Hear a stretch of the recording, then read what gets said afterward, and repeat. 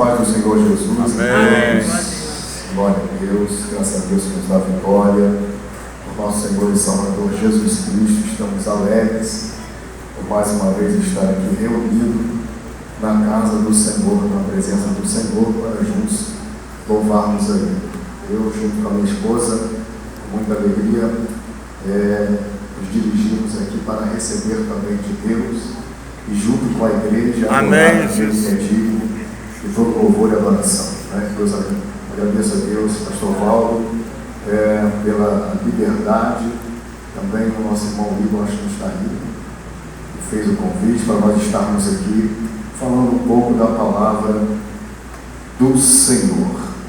Quantos nesta noite tem pelo menos um motivo para agradecer a Deus? Você tem? Ao menos um motivo para agradecer ao Senhor. Deus seja louvado. Meus amados, foi-me passado o tema Atos no seu capítulo de número 9. Atos no seu capítulo número 9. Vamos estar lendo do versículo 32 ao 35, por favor.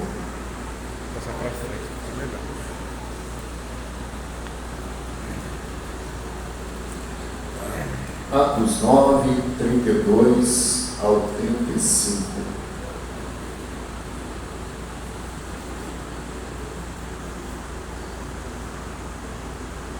Amém? Leiamos a palavra do Senhor. A cura de Enéas. E aconteceu que, passando Pedro por toda a parte, veio também aos santos que habitavam em Lida, e achou ali certo homem chamado Enéas, jazendo numa cama havia 8 anos, o qual era paralítico. E disse-lhe Pedro: Enéas, Jesus Cristo te dá saúde, levanta-te e faze a tua cama. E logo se levantou, e viram-nos todos os que se habitavam em Lida e Sarona, os quais se converteram ao Senhor. Amém? Podem tomar os vossos assentos. Já foi orado pelo momento da palavra. Glória a Deus, glória a Deus. Deus é a nossa vitória, Deus é a nossa bandeira. Meus amados e queridos irmãos, o tema é muito objetivo, muito direto, que foi escolhido para esse período de campanha, muito oportuno aos nossos corações, à nossa vida, à igreja de Cristo Jesus, uma vez que nós temos observado, nós temos acompanhado quantas situações, quantas enfermidades, quantas maldades, enfim, tantas coisas que têm vindo como setas contra a igreja, contra a noiva do Senhor, contra o seu povo, que cada dia mais precisamos buscar o Senhor para termos uma saúde dada por Deus, uma saúde oferecida pelo Senhor. O texto que foi tirado para a leitura nesta noite nos conta um momento importante, o intervalo que, ao lermos o primeiro versículo, pois Atos capítulo 9 inicia-se falando sobre a biografia ou a história de Paulo, desse abnegado homem de Deus. E de repente a história ela se encerra e abre-se um espaço para falar acerca do irmão Pedro. O irmão Pedro já havia sido citado no capítulo 3 e por algum motivo a Bíblia cala-se um pouco no seu decorrer acerca de Pedro e começa a falar de Paulo. E de repente o doutor Lucas, o escritor desse livro, decide falar sobre Pedro, decide trazer Pedro novamente ao cenário da história, ao cenário da palavra, porque aquele que andou, aquele que pregou, aquele que viveu, aquele que serviu, aquele que chorou, aquele que até vacilou, como vacilou Pedro, também tem espaço, oportunidade para ser lembrado diante de Deus. E Deus está lembrando de Pedro. O Senhor está trazendo Pedro à tona da história. E o texto diz, e assim apresenta Lucas, que por conta, versículo 32, de uma paz que surgiu naquele contexto, por decorrência da perseguição, que inclusive culminou com a morte de Estevão, diz o texto que surgiu uma paz. E por decorrência dessa paz, resultado posterior de uma perseguição, diz o texto que Pedro sai para a Judéia e circula toda a Judéia, levando a palavra, visitando os irmãos. É bem verdade que a perseguição trouxe muitos prejuízos. Estevão, mártir. Houve a diáspora. Muitos dos servos do Senhor tiveram que fugir por conta dessa perseguição. Mas o mesmo texto que está aí na sua Bíblia também nos diz que mesmo em meio a esta perseguição e agora esta momentânea paz, a igreja não parou de crescer. O texto diz que a igreja crescia, que a igreja se multiplicava, e melhor ainda, a igreja mantinha a presença do Espírito Santo. A perseguição trouxe prejuízo, mas o Espírito Santo continuava a fazer a obra no meio da igreja. E Pedro está visitando toda a Judéia, e diz o texto que de repente apresenta a Pedro um certo homem chamado Enéas. A ideia de Pedro é visitar os santos, e santos aqui não vem com o objetivo de querer endeusar ou colocar alguém num patamar de perfeição. Santos aqui é um dos títulos dados, é um dos termos utilizados para os crentes, porque crente, ele é santo, foi chamado para ser santo, é lavado pelo sangue de Jesus para viver uma vida santa. E Pedro vai visitar os santos, e diante de Pedro se apresenta um certo homem. Diz o texto que foi achado ali Enéas. Não se sabe se Pedro foi levado a Enéas ou se Enéas foi levado a Pedro. Mas essa primária informação quer nos dizer que este homem estava jogado, que este homem estava parado, que este homem estava em uma situação difícil. E Pedro vê Enéas ali. E Lucas propositalmente faz questão de afirmar e diz que ele era simplesmente um certo homem, ou seja, não podemos dizer que Enéas era crente. Alguns chegam a dizer que Enéas era crente, mas não há base para nós afirmarmos isso. Enéas, não há confirmação bíblica que Enéas era crente. Lucas diz que era só um certo homem.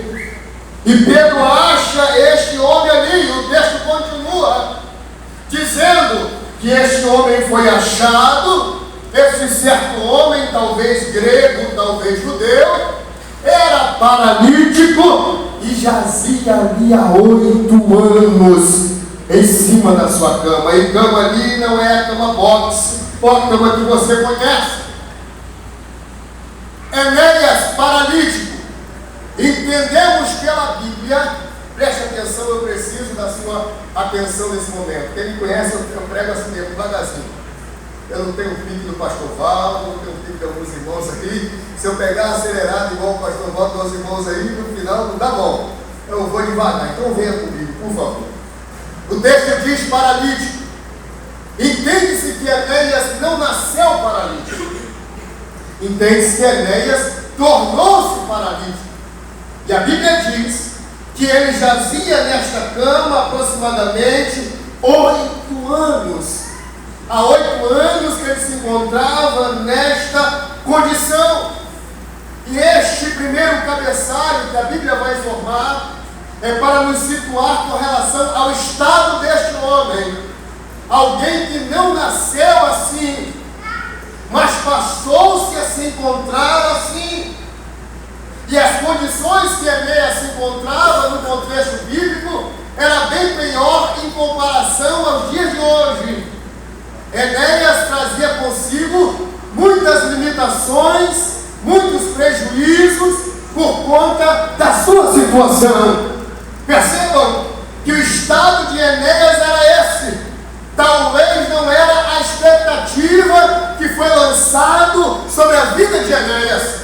Eu acredito que sua mãe, seu pai, quando deu o nome a ele, Enéas, que significa louvado ou glorioso, não trazia essa expectativa futura de ver o seu filho paralítico jazendo moribundo em uma cama. A expectativa do pai, a expectativa da mãe era que Enéas fosse alguém importante, talvez, que Enéas conquistasse, que Enéas tivesse uma vida boa, que Enéas tivesse uma vida saudável, mas nem sempre as expectativas que são colocadas sobre nós correspondem à vontade de Deus sobre a minha e a sua vida. Verdade, aleluia. Quantos estão entendendo? Amém, Jesus. Nem sempre as expectativas que são postas sobre nós, quer seja boa ou quer seja má, diz respeito àquilo que Deus pensa de nós, ou aquilo que Deus quer para nós.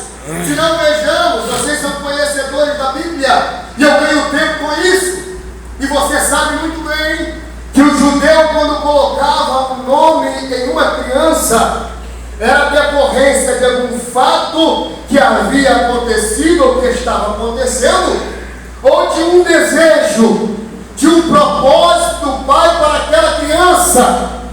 E eu vou ganhar tempo aqui porque quase todos os nomes da Bíblia judaico tinham estes dois objetivos.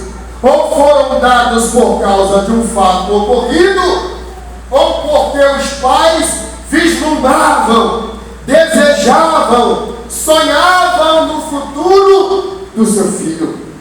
Por exemplo, nós podemos citar Ana. Ana, que significa cheia de graça. Mas quando nós vamos para a história de Ana, 1 Samuel capítulo 1, versículo 15, Ana, ela mesma troca o seu nome.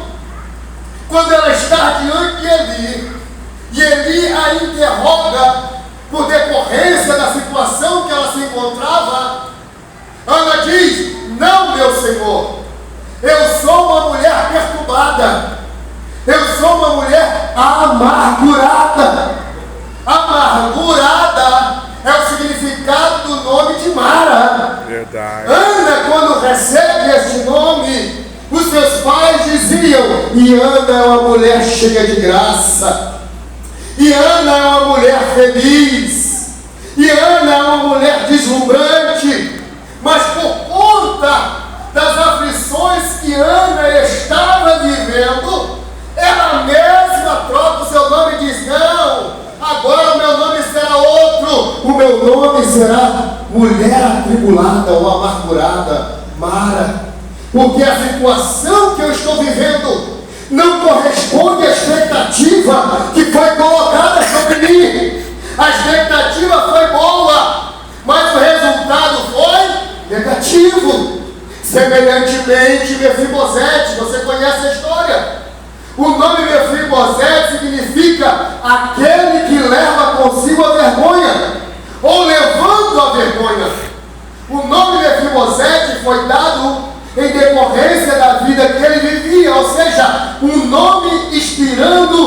identificando uma condição negativa. Mefibosete, a sua história é uma história negativa. Para onde você for, você levará vergonha, porque o seu nome significa aquele que leva vergonha. Mas Davi, oh glória, que simboliza o nome de Jesus, que simbolicamente apresenta o nome de Jesus, certa feita ele disse: chama Mefibosete e coloque ele assentado na mesa comigo. A expectativa de Mefibosete era má, mas aquele que tem o controle de tudo, Ô glória! simbolizado aqui por Davi, mas aquele que manda no céu e na terra, aquele que governa tudo, muda a história. E aquele que tinha o nome de quem levaria vergonha, agora senta na mesa com o rei, agora come com o rei, se alegra com o rei, glorifica com o rei e vence com o rei. Glória a Deus, aleluia. As expectativas que colocam sobre mim e sobre você não correspondem, não podem corresponder àquilo que Deus quer para nós. Diz o texto que Pedro chega e identifica Enéas. E Pedro aqui é objetivo. Pedro aqui é sem rodeio. Pedro aqui é sem exagero. Mesmo porque nós estamos falando de milagres.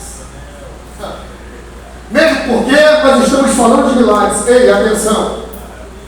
A Bíblia não apresenta, não vê o milagre como muitos veem hoje. Milagre na Bíblia não é da mesma forma que muitos veem hoje. Milagre na Bíblia é coisa séria. Milagre na Bíblia é coisa de Deus, não é coisa do homem. É bem verdade que hoje querem lucrar com o milagre, querem se engrandecer com o milagre, querem crescer com o milagre, querem ter o seu nome conhecido por conta do milagre, mas na Bíblia não. Pedro é curto, é direto e objetivo. Enéas, Jesus te dá saúde. Aleluia. Glória a Deus. Milagre na Bíblia não é credencial. Milagre na Bíblia é bem verdade, abro um parênteses aqui. É bem verdade que nem sempre é culpa de quem prega, nem sempre é culpa de quem ora, nem sempre é culpa de quem é usado. Algumas vezes a culpa é de quem endeusa, de quem engrandece. A expressão foi equivocada. A maioria das vezes a culpa é do lado de cá. Nem sempre a culpa está cá. Nem sempre a culpa está na irmã que ora, no irmão que ora, naquele que é usado e usada por Deus. Na maioria das vezes a culpa está do lado de cá. É do lado de cá que o negócio fica estranho. É o povo que quer colocá-la para cima. Quando eu olho para o milagre na Bíblia, em toda a Bíblia, mas vou me deter a João, porque o evangelista João foi um dos que mais falou de milagre. E no capítulo 2, versículo 11, João explica o que é milagre na Bíblia. E João vai dizer: e Jesus principiou, ou Jesus iniciou os seus sinais na Galileia. João, ele tem a responsabilidade de apresentar Jesus como divino. João, vou repetir, tem a responsabilidade, tem o compromisso de apresentar Jesus como divino. Para tanto, para provar aos seus ouvintes que Jesus era divino, João inicia o seu evangelho falando de milagres, porque na cabeça de João, e eu acredito que na sua cabeça também, só quem faz milagres é Deus. Oh glória! Só quem é poderoso para fazer milagre é Deus. Então João está escrevendo para o seu leitor e ele está querendo dizer assim: olha, eu quero apresentar um que faz milagre, porque milagre só ele pode fazer. E no capítulo 2, versículo 11, ele começa dizendo que Jesus inicia os seus sinais na Galileia, porque no capítulo 2 nós temos o primeiro milagre realizado por Jesus. João fala de 7 sinais. Para João, milagre era sinal. Oh, glória. Para João, milagre era sinal. 7 sinais João apresenta no seu evangelho. O primeiro sinal, a transformação da água em vinho. O segundo sinal, a cura da filha do oficial. O terceiro sinal, a cura que Jesus realizou no tanque de Betesda. E João prossegue. O quarto sinal é quando Jesus multiplica o pão e também, consequentemente, no capítulo 6, anda sobre as águas. E o sexto sinal é quando Jesus cura um cego de nascença. E é interessante a cura do cego de nascença no capítulo 9. Porque depois que Jesus cura aquele cego de nascença, os fariseus, os murmuradores, os questionadores da obra, aqueles que se levantam contra a obra, os fariseus começaram a questionar e tiveram que concordar. E a fala deles foi a seguinte: nenhum homem consegue fazer os sinais que ele faz. Oh, aleluia! Ninguém na terra consegue fazer os sinais que ele faz. É verdade. E no capítulo 11, Jesus realiza o 7º milagre, que é a ressurreição de Lázaro. Então, para João, milagre não é credencial de ninguém. Para João, milagre é sinal. Sinal de quê? De que Deus tem todo o poder. Sinal de quê? De que Jesus é quem cura. Sinal de quê? De que a promessa sobre a minha e sobre a sua vida ainda está de pé. Porque a Bíblia diz que estes sinais seguirão aos que creem. Quantos creem nos sinais? Aleluia! Quantos creem nos sinais? Esses sinais seguirão aos que creem. Enéas, levanta. Jesus te dá saúde. Jesus te dá saúde. E a saúde que Jesus dá aqui, irmão, no texto, ela é completa. E é aqui que eu vou começar a pregar agora. Porque é a partir daqui que Deus coloca algo no meu coração nessa noite. Eu preciso não só da sua atenção, mas eu preciso que você fique ligado com os céus. Se você veio nessa noite buscar algo de Deus, o Senhor já tem falado aqui através dos louvores.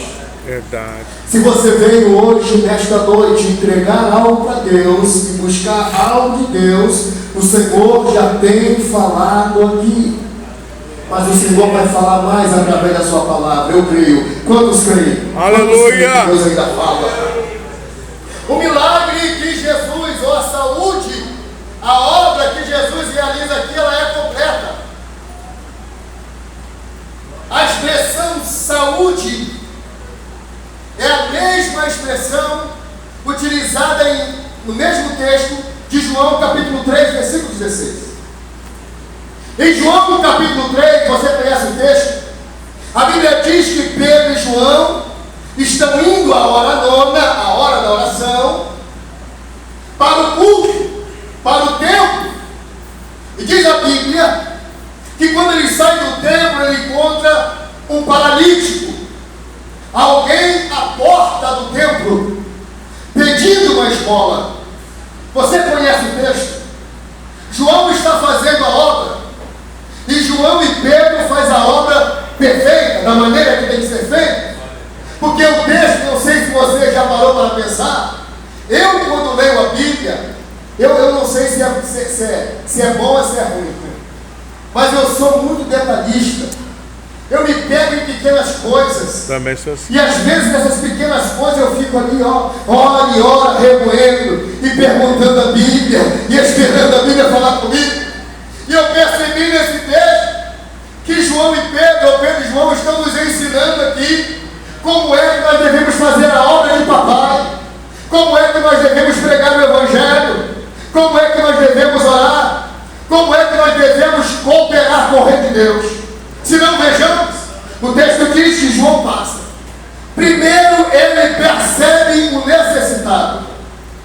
Porque nem todo necessitado será visto por todos, mas todo aquele que tem o olho ungido verá o necessitado. Aleluia! E João passa em Pedro e percebe a presença A Bíblia diz que eles voltam os olhos para aquele homem.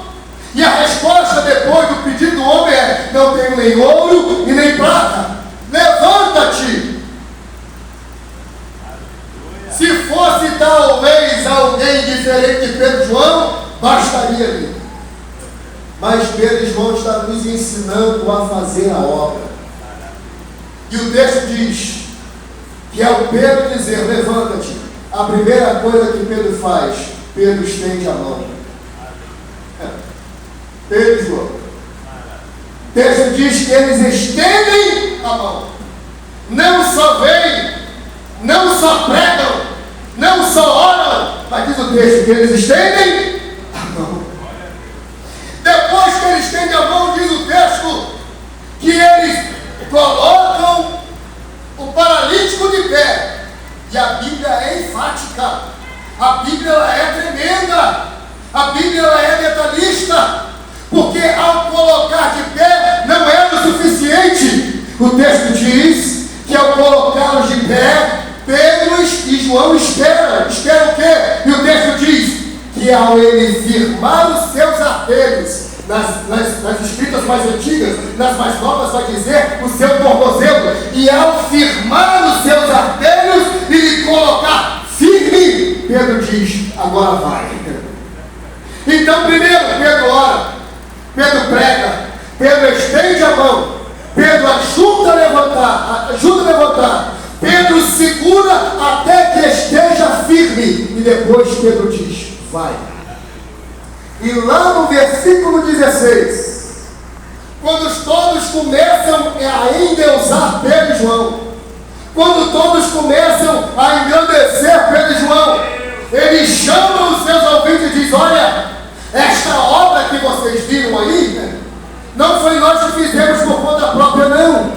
Foi o Senhor que fez conosco. Oh, aleluia! Foi o Senhor que, pelo poder do seu nome, pelo nome de quem? O nome de Jesus, deu fé a este homem quem? Ao paralítico, para que ele, pela fé que Jesus deu para ele, creia no milagre e a sua saúde seja completa. E a sua saúde seja completa. Eu não estou nem aí para os críticos de plantão. Ei, atende para cá. Eu não estou nem aí para os críticos de plantão que ficam criticando os pentecostais, dizendo que a gente leva tudo no literal, que a gente leva tudo no pé da letra. Ei, eu acredito que Jesus, quando faz a obra, ele faz completa. Eu acredito que Jesus, quando opera, ele opera de maneira grande, de maneira especial, de maneira completa. E João diz: Jesus tem uma saúde perfeita. Aleluia. Você pode adorar porque Jesus faz a obra completa. Se você ainda está se questionando, é porque talvez ainda não é tempo. Mas não se preocupe, a obra que Jesus faz, ela é completa. Aleluia! Ela é completa. É isso que está no texto. Porque paralelo a João 3 e Atos 9. Perdão, irmãos, eu falei de João 3. Paralelo a Atos, capítulo 3, capítulo 9. Pregador também, professor, pastor, também tudo era. Ela nos apresenta como que Deus trabalha. Percebam que não foi só a cura do paralítico. E ainda dizem que a igreja não é inclusiva. E ainda dizem que a igreja só manda para fora, que a igreja não é inclusiva. É bem verdade que a inclusão que é pregado por aí vem como está e permanece do jeito que quer, não. E a igreja nesse sentido ela não é inclusiva. Glória a Deus. Vem como quer e fica do jeito que quer, não. Mas o texto nos mostra que a igreja ela é inclusiva, que a graça de Deus era inclusiva, porque esse paralítico, segundo Deuteronômio, ele não tinha o direito, ele não tinha o privilégio de sequer entrar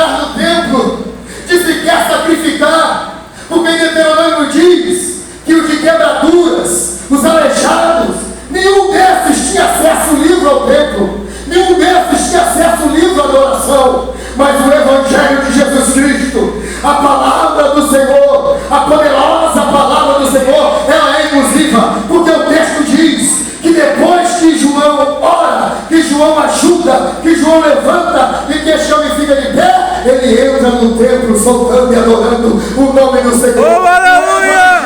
O Evangelho de Jesus tirou da estrada aquele que estava à margem e incluiu no manto da adoração. Agora vai, aleijado, adore, vai, aleijado, louve, vai, aleijado, sirva. E a Bíblia diz que ele entra soltando e adorando a Deus no templo.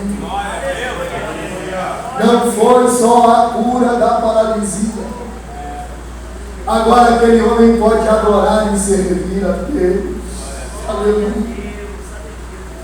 A Bíblia diz que Deus, ele abençoa, irmãos. A Bíblia diz que Deus, ele abençoa. E a bênção de Deus, Provérbios 10, 22. E a bênção de Deus, ela enriquece e não causa dano. Não traz dor. Se doeu, pode ser até provação. Se a dor é por causa da provação, aguenta. Chora, se humilha, mas aguenta.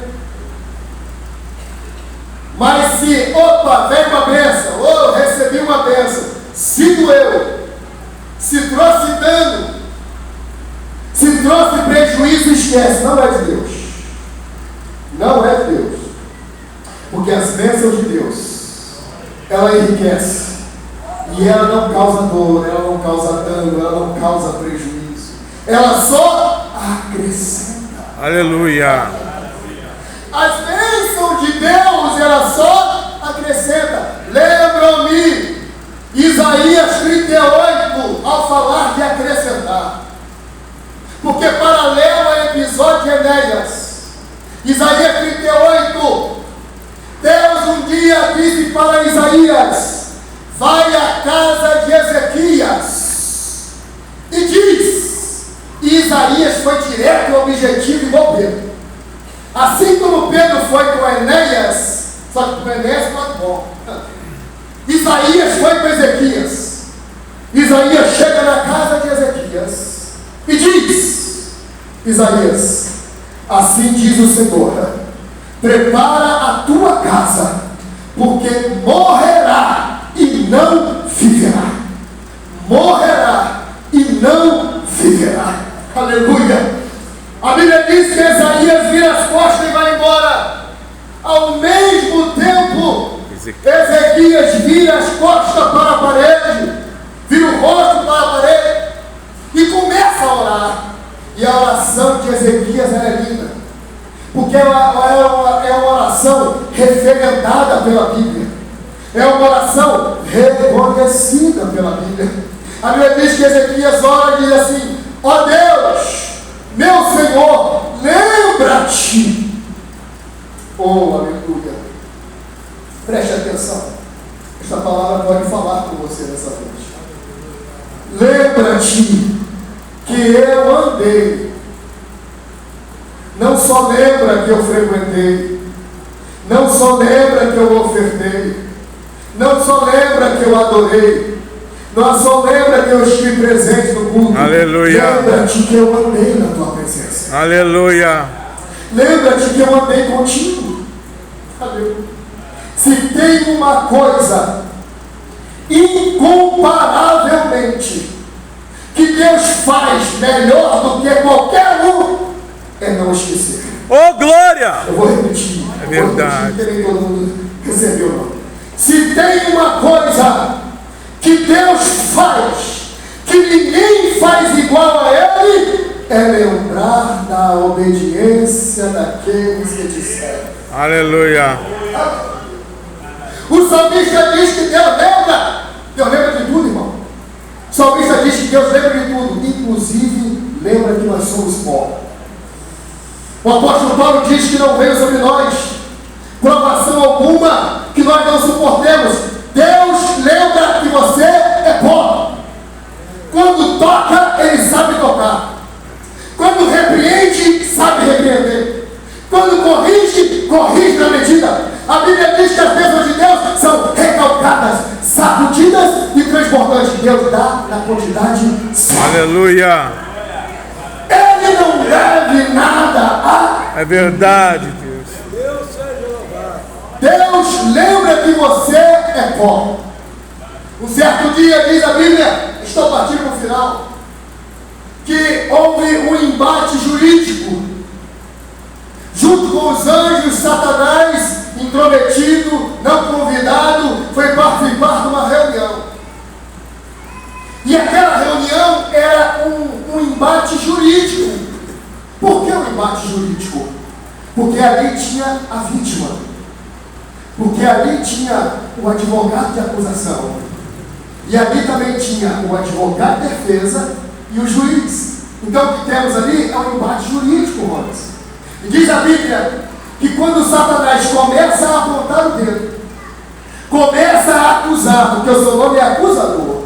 Verdade. Ei, não se aborreça. Se estás servindo, Deus tem. Se estás andando debaixo das mãos do Senhor e a acusação não para, não se aborreça. Essa autoridade Deus deu para Satanás. Foi Deus que deu. Deus diz: você vai ser um cabra acusador. Você vai sair por aí apontando o dedo para as pessoas. Você vai sair por aí acusando as pessoas dos seus erros, dos seus pecados. Mas Jesus disse que se vos perseguirem, se vos maltratarem, Mateus capítulo 5, sermão da bem-aventurança, se vos perseguirem, se vos maltratarem, e se por causa do meu nome vos trouxer algum mal, regozijai-vos. Se alegra. Satanás começa a acusar. A advogada de defesa diz assim: viste. Nós podemos trocar essa expressão viste por lembra. Deus poderia dizer facilmente para Satanás assim: é verdade, Satanás, você está acusando a Jó, mas você lembra? Você já se esqueceu, Satanás? Você se esqueceu quem é Jó? Você lembra que Jó, deixa eu parafrasear esse texto, por favor. Você lembra que Jó ora de madrugada? Você lembra que Jó jejua? Você lembra que Jó prega o evangelho? Você lembra que Jó serve? Que Jó é temente? Que Jó é obediente? Que Jó se esforça pela obra? De fato, Satanás, Jó é tão limitado quanto outros, mas você lembra quem é Jó? Se tu te esqueceu, Satanás, todavia, diz Isaías, o Senhor não se esqueceu de ti. O Senhor não se esqueceu de ti. Aleluia. Eu venho pregar nesta noite para alguém que pode ter até esquecido, mas escute, o Senhor não se esqueceu das suas orações. O Senhor não se esqueceu do seu clamor. O Senhor não se esqueceu da sua dedicação. Louvado seja Deus. Enéas, encerra aqui. Levanta-te. O Senhor te dá saúde. Eu gosto de Pedro depois do Pentecoste. Depois do Pentecoste, Pedro ficou corajoso. Todo mundo que Pedro via, Pedro dizia: levanta-te. Recebeu a unção do Pentecoste, levanta-te. Aleluia. Enéas, levanta. Pega a sua cama e vai. Jesus não só nos curou. Jesus não só nos curou. Isaías 53. Ele tem a responsabilidade. Oh, glória. Ele decidiu levar sobre si as nossas dores. Aleluia. É Ele que decidiu levar sobre si as nossas marcas, os nossos sofrimentos. Jesus não só te curou, crente, te trouxe para a igreja. Jesus não só curou o seu corpo, Jesus curou também a sua alma. Jesus está curando mentes. Jesus está curando sentimentos. Pessoas que não pensavam em chegar na situação que chegou. Jesus, nesta noite, noite. Eu creio pelo poder da palavra. Eu creio pelo poder da palavra. Está curando nesta noite emoções, sentimento. Eu concluo aqui agora, pastor. 2 minutos. Aí eu vou falar sobre o nome, me lembrei agora aqui, que era minha esposa. Uma certa pessoa chamada de Eliane. Eliane, lembrei da esposa porque eu já tinha pesquisado antes. Eliane significa aquela que leva a luz. Essa moça era uma jovem lá na Assembleia de Deus no Rio de Janeiro. Era uma jovem alegre, era uma jovem abençoada. Mas um certo dia, essa jovem voltando para casa, alguns homens, não sei quantos, vocês já imaginam, levaram ela para um lugar e abusaram dessa moça. Agora esta, que tinha o nome daquela que leva a luz, daquela que leva a alegria, daquela que leva a felicidade, quando olhavam para o rosto dela, o que via? Tristeza. Quando olhavam para o rosto dela, o que via? Amargura. Quando olhavam para o rosto dela, o que via? Decepção. Porque ela agora coloca no seu coração que nunca mais iria casar. Tamanha foi a dor que veio sobre a vida dela. Mas Jesus curou ela. Oh, glória a Deus! E Jesus não curou só o corpo, não. Jesus curou a alma, Jesus curou o espírito, Jesus curou as emoções, casou, viveu em Cristo Jesus. Nesta noite, pelo poder desta palavra, eu te digo, aleluia, louvado seja o nome do Senhor. O Senhor tem cura para seus sentimentos, o Senhor tem cura para a sua dor, cura para a sua perda, cura para aquilo que você está vivendo nesta noite. Jesus, quando opera, Ele faz a obra completa. Glória a Deus! Enéia, Jesus te dá saúde. Igreja, Jesus te dá saúde. Aleluia! Obreiro, Jesus te dá saúde. Irmã, Jesus te dá saúde. Povo de Deus, Jesus te dá saúde. Amém, Jesus! Que Deus abençoe os amados irmãos. Guarda essa palavra no seu coração e que o Espírito de Deus possa fazer e falar profundamente. Amém, Eu Jesus. já agradeço aqui a oportunidade que me foi dada. Glória.